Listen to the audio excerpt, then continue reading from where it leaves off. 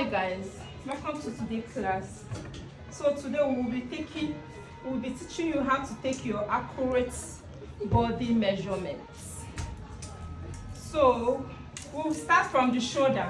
Let me show you guys how to take your accurate shoulder measurements. So let's assume this is your client. You place your tape at the boneless parts. Let's say this is the client. You will notice this place is boneless. That's how to take your shoulder. Here I'm getting 15.5 for the shoulder measurement. So let's go back to the front. That's the first thing you do. So the next thing is to take your underbust measurements. This is how to take your underbust measurement. I'm getting 14 inches. The next is your upper waist measurement. Here is your upper waist measurement. I'm getting 18. So here is your down waist measurement. That's your skate measurement. Your skate waist measurement. So from your down waist measurements, we get our hip. Our hip is the bigger part of our body. In most cases, not this thing. So let me show you your hip. Your measurements. When you're taking your hip measurements, make sure the tape is at the boot. That's how to take your hip measurements. Yes. And make sure your finger is like this. One finger inside, one finger outside. That's how to take your boot measurements. Your round hip measurements. So let's go to our circumference. Let's take our bust circumference. So now we go over to the round bust.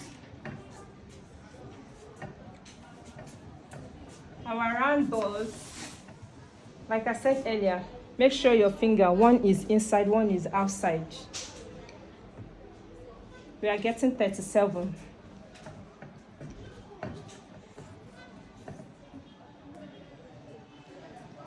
This is 37.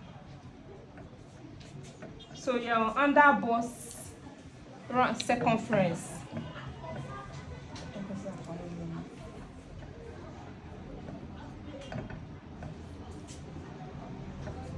Please, when you're taking this under bust, you have to make it very tight. It has to be firm, very, very.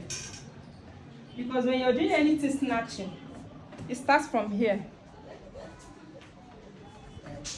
You have to be very firm.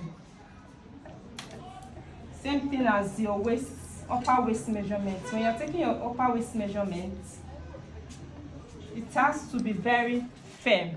Very, very, very firm.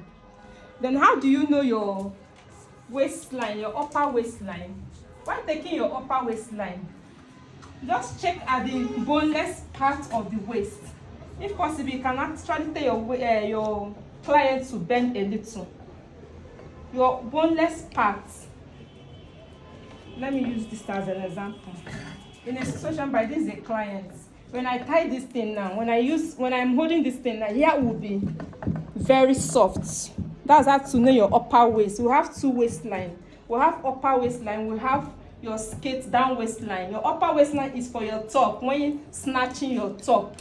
But the down skate line is for your skate waist or your pants waist. So let's say I'm taking my round waist circumference. This is what I mean.